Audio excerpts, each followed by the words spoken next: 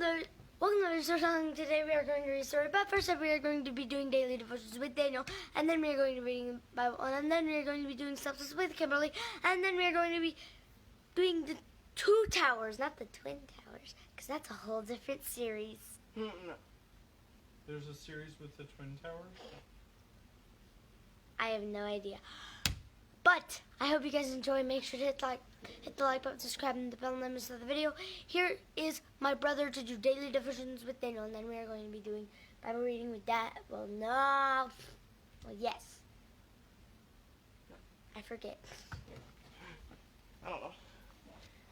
Hello, welcome to Heavy. I'm talking. Okay, so today's the 6th, right? Yes. Yay, 20 days till my birthday. All right, June 26th. Well, June 6th. Sorry. Prayer. He went a little farther and fell on his face and prayed, saying, "O my Father, if it is possible, let this cup pass from me. Nevertheless, not as I will, but as you will." Matthew 26:39. You have probably heard the phrases, "There are no atheists in foxholes," and "There are no atheists in trenches." Atheists in trenches. We don't know who said them first, but sources date the idea back as far as World War I, where there is no agreement about the origin of these sayings. There is no disagreement about their meaning.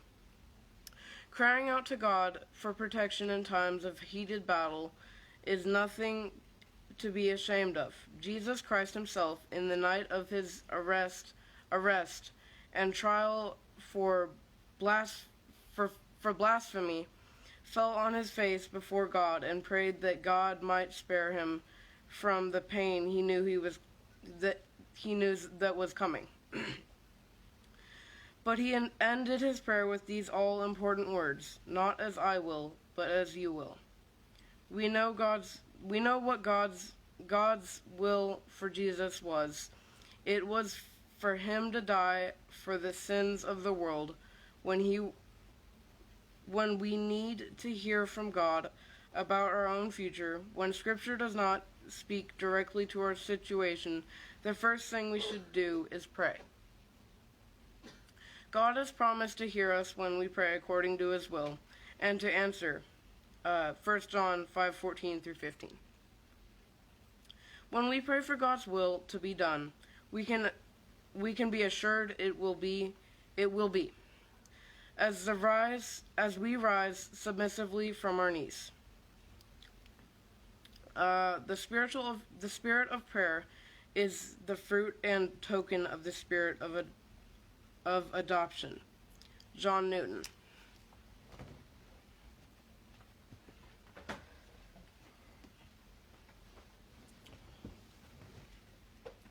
Hi. We have 1 Samuel chapter 27 is where we are. And let's go ahead and get started. This is the English Standard Version. Then David said in his heart, "Now I shall perish one day by the hand of Saul. There is nothing better for me than that I should escape to the land of the Philistines. Then Saul will despair of seeking me any longer within the borders of Israel, and I shall escape out of his hand." So David arose and went over, he and the 600 men who were with him, to Achish, the son of Maoch, king of Gath. And David lived with Achish at Gath, he and his men, every man with his household, and David with his 2 wives, Ahinoam and Jezreel of Jezreel, and Abigail of Carmel, Nabal's widow.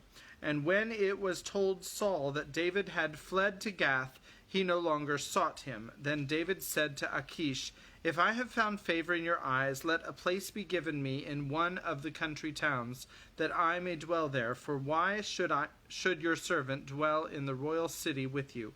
So that day Achish gave him Ziklag. Therefore Ziklag has belonged to the kings of Judah to this day. And the number of the days that David lived in the country of the Philistines was 1 year and 4 months. Now David and his men went up and made raids against the Geshurites and the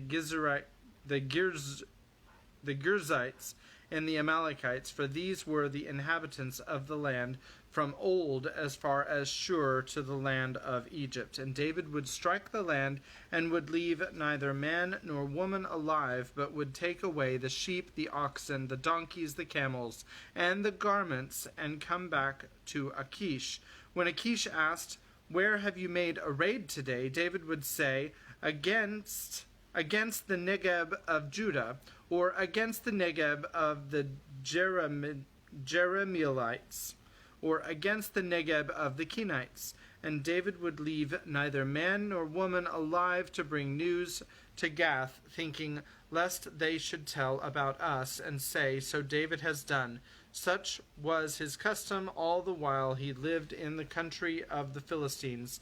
And Achish trusted David, thinking, "He has made himself an utter stench to his people Israel, therefore he shall always be my servant."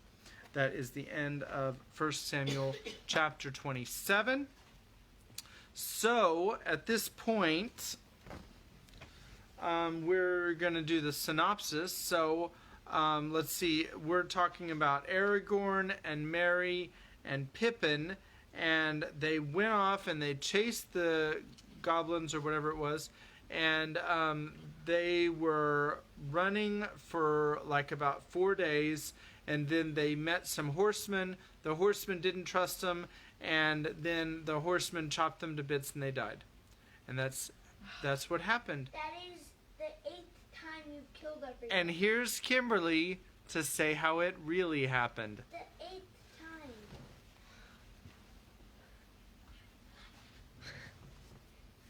So one thing I didn't understand about Dad's synopsis was, why were they chasing all the orcs? Oh yeah, because they stole the ring. No. Silly. If they stole the ring. Okay, so as we know, Frodo, who has the ring, and Sam, they went on one of the boats and they went across the river and everything.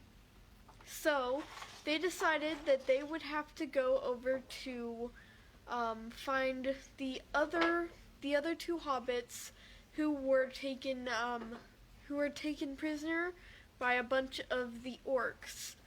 So Aragorn, Legolas, and Gimli, I remembered this time, they all went chasing after them, and about 4 days over, they saw these riders, and they literally hadn't even seen them, and then he was like, "Hey," and then they're like, "Oh look, there are people there."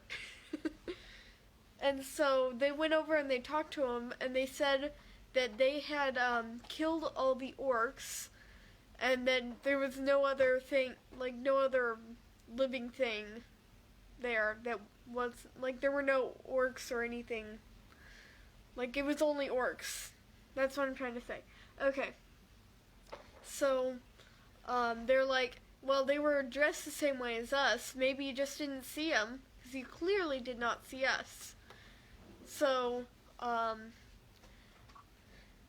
they, after a bit of talking, let them borrow 3 horses, because they lost a bunch of people and a few horses, and had 3 left over.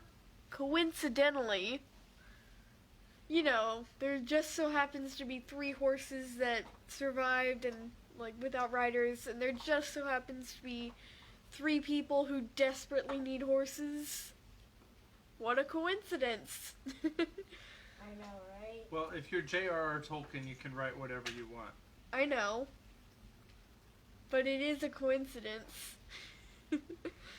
So they are right about to set off, but I think we might be getting a chapter about Frodo and Sam.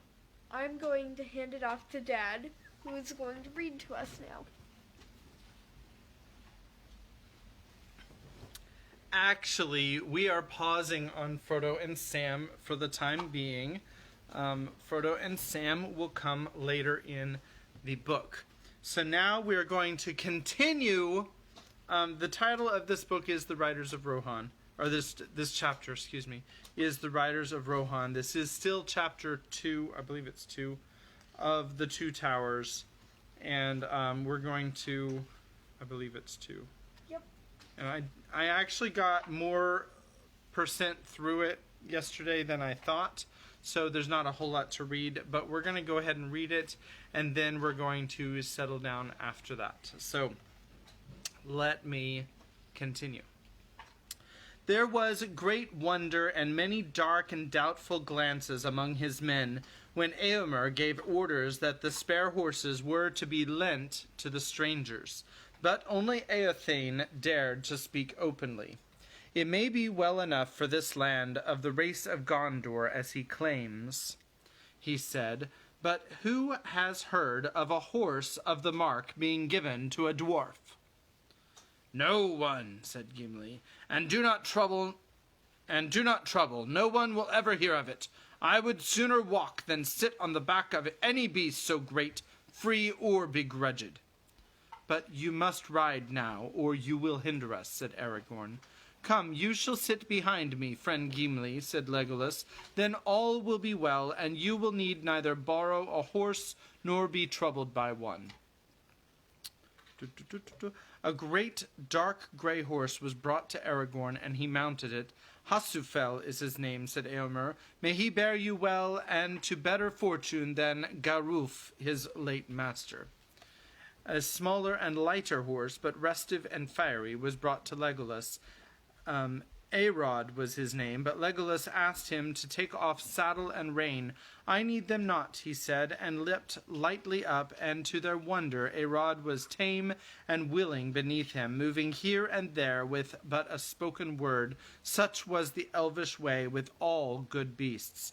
Gimli was lifted up behind his friend, and he clung to him, not much more at ease than Sam Gamgee in a boat. Farewell, and may you find what you seek, cried Eomer. Return with what speed you may, and let our swords hereafter shine together. I will come, said Aragorn. And I will come too, said Gimli. The matter of the Lady Galadriel lies still between us. I have yet to teach you gentle speech. We shall see, said Eomer. So many strange things have chanced that to learn the praise of a fair lady under the loving strokes of a dwarf's axe will seem no great wonder. Farewell. With that they parted. Very swift were the horses of Rohan. When after a little Gimli looked back, the company of Eomer were already small and far away. Aragorn did not look back. He was watching the trail as they sped on their way, bending low with his head beside the neck of Hasufel. Before long they came to the borders of the Entwash, and there they met the other trail of which Eomer had spoken, coming down from the east out of the wold. Aragorn dismounted and surveyed the ground, then leaping back into the saddle he rode away for some distance eastward, keeping to one side and taking care not to override the footprints. Then he again dismounted and examined the ground, going backward and forward on foot. There is little to discover, he said when he returned. The main trail is all confused with the passage of the horsemen as they came back. Their outward course must have lain nearer the river, but this eastward trail is fresh and clear. There is no sign there of any feet going the other way, back toward Anduin. Now we must ride slower and make sure that no trace or footstep branches off on either side. The orcs must have been aware from this point that they were pursued. They may have made some attempt to get their captives away before they were overtaken. As they rode forward, the day was overcast. Low grey clouds came over the wold. A mist shrouded the sun. Ever nearer the tree-clad slopes of Fangorn loomed slowly darkling as the sun went west. They saw no sign of any trail to right or left, but here and there they passed single orcs fallen in their tracks as they ran, with grey feathered arrows sticking in back or throat. At last, as in the afternoon was waning, they came to the eaves of the forest, and in an open glade among the first trees they found the place of the great burning. The ashes were still hot and smoking. Beside it was a great pile of helms and mail, cloven shields and broken swords, bows and darts and other gear of war. Upon a stake in the middle was a great goblin head. Upon its shattered helm the white badge could still be seen. Further away, not far from the river, where it came streaming out from the edge of the wood, there was a mound. It was newly raised. The raw earth was covered with fresh-cut turves. About it were planted 15 spears. Aragorn and his companions searched far and wide about the field of battle, but the light faded, and evening soon drew down, dim and misty. By nightfall they had discovered no trace of Merry and Pippin.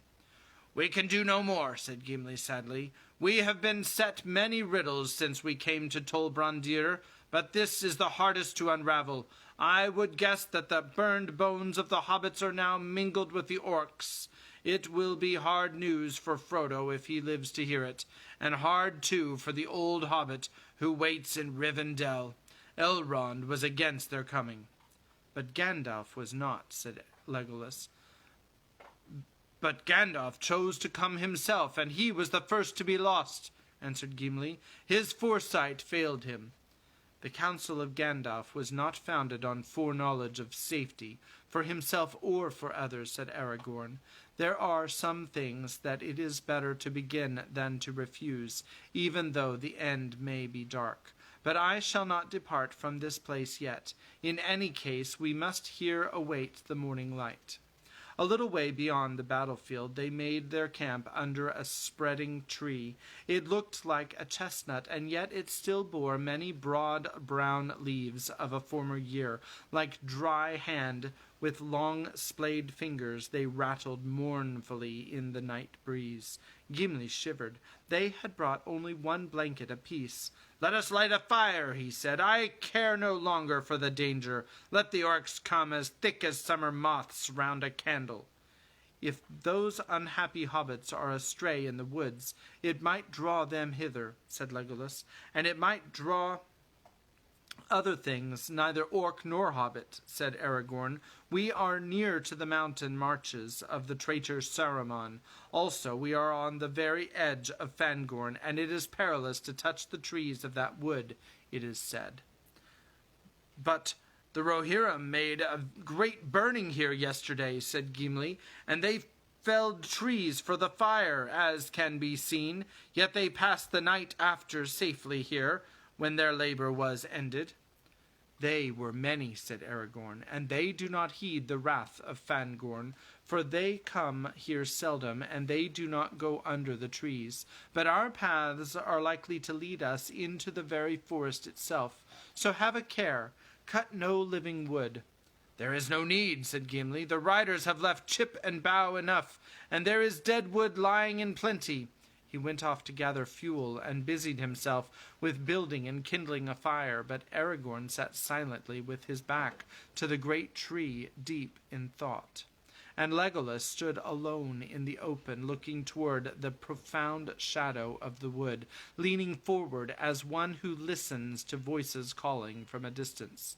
When the dwarf had a small bright blaze going, the three companions drew close to it and sat together, shrouding the light with their hooded forms. Legolas looked up at the boughs of the tree reaching out above them. "Look," he said, "the tree is glad of the fire." It may have been that the dancing shadows tricked their eyes, but certainly to each of the companions the boughs appeared to be bending this way and that, so as to come above the flames, while the upper branches were stooping down. The brown leaves now stood out stiff, and rubbed together like many cold cracked hands, taking comfort in the warmth. There was a silence, for suddenly the dark and unknown forest, so near at hand, made itself felt as a great brooding presence full of secret purpose. After a while Legolas spoke again. Celeborn warned us not to go far into Fangorn, he said. Do you know why, Aragorn? What are the fables of the forest that Boromir had heard? I have heard many tales in Gondor and elsewhere, said Aragorn, but if it were not for the words of Celeborn, I would deem them only fables that men have made as true knowledge fades. I had thought of asking you what was the truth of the matter, and if an elf of the wood does not know, how shall a man answer? You have journeyed further than I, said Legolas. I have heard nothing of this in my own land, save only songs that tell how the Onodrim, that men call Ents, dwell there long ago, for Fangorn is old, old even as the elves would reckon it. Yes, it is old, said Aragorn. As old as the forest by the Barrow Downs, and it is far greater. Elrond says that the two are akin, the last strongholds of the mighty woods of the elder days, in which the firstborn roamed while men still slept. Yet Fangorn holds some secret of its own. What it is, I do not know. And I do not wish to know, said Gimli. Let nothing that dwells in Fangorn be troubled on my account. They now drew lots for the watches, and the lot for the first watch fell to Gimli. The others lay down. Almost at once sleep laid hold of them. Gimli, said Aragorn drowsily, remember it is perilous to cut bough or twig from a living tree in Fangorn, but do not stray far in search of dead wood. Let the fire die, rather. Call me at need. With that he fell asleep. Legolas already lay motionless, his fair hands folded upon his breast, his eyes unclosed, blending living night and deep dream, as is the way with elves. Gimli sat hunched by the fire, running his thumb thoughtfully along the edge of his axe. The trees rustled. There was no other sound. Suddenly Gimli looked up, and there, just on the edge of the firelight, stood an old bent man, leaning on a staff and wrapped in a great cloak. His wide-brimmed hat was pulled down over his eyes. Gimli sprang up, too amazed for the moment to cry out, though at once the thought flashed into his mind that Saruman had caught them. Both Aragorn and Legolas, roused by his sudden movement, sat up and stared. The old man did not speak or make a sign. Well, father, what can we do for you? Said Aragorn, leaping to his feet. Come and be warm if you are too cold. He strode forward, but the old man was gone. There was no trace of him to be found near at hand, and they did not dare to wander far. The moon had set, and the night was very dark. Suddenly Legolas gave a cry. The horses! The horses! The horses were gone. They had dragged their pickets and disappeared. For some time the three companions stood still and quiet, or silent, it says, troubled by this new stroke of ill fortune. They were under the eaves of Fangorn, and endless leagues lay between them and the men of Rohan, their only friends in this wide and dangerous land. As they stood, it seemed to them that they heard, far off in the night, the sound of horses whinnying and neighing. Then all was quiet again, except for the cold rustle of wind. Well, they are gone, said Aragorn at last. We cannot find them or catch them, so that if they do not return of their own will, we must do without them. We started on our feet, and we can have those still. Feet, said Gimli, but we cannot eat them as well as walk on them. He threw some fuel on the fire and slumped down beside it. Only a few hours ago you were unwilling to sit on a horse of Rohan, laughed Legolas. You will make a rider yet. It seems unlikely that I shall have the chance, said Gimli. If you wish to know what I think, he began again after a while, I think it was Saruman. Who else? Is this Gimli talking? I think it's Gimli.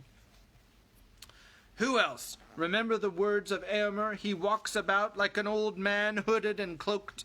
Those were the words. He has gone off with our horses, or scared them away, and here we are. There is more trouble coming to us, mark my words. I mark them, said Aragorn, but I marked also that this old man had a hat, not a hood. Still, I do not doubt that you guess right, and that we are in peril here, by night or by day. Yet in the meantime there is nothing that we can do but rest while we may. I will watch for a while now, Gimli. I have more need of thought than of sleep. The night passed slowly. Legolas followed Aragorn, and Gimli followed Legolas, and their watches wore away, but nothing happened. The old man did not appear again, and the horses did not return. That is the end of chapter 2, which is called The Riders of Rohan. The next chapter is called The Uruk-hai, and I'm trying to see how long this is. I think the horses will return to their masters. Just like This chapter is 15 pages, so I think that we can read this one next time. Now, tomorrow, I have a nighttime mission, so I will probably not be able to make the live stream tomorrow, so we will probably be picking this up on Tuesday night. And so for tonight, we will bid adieu. And I hope that everyone enjoys their evening, and God bless you, and have a good night.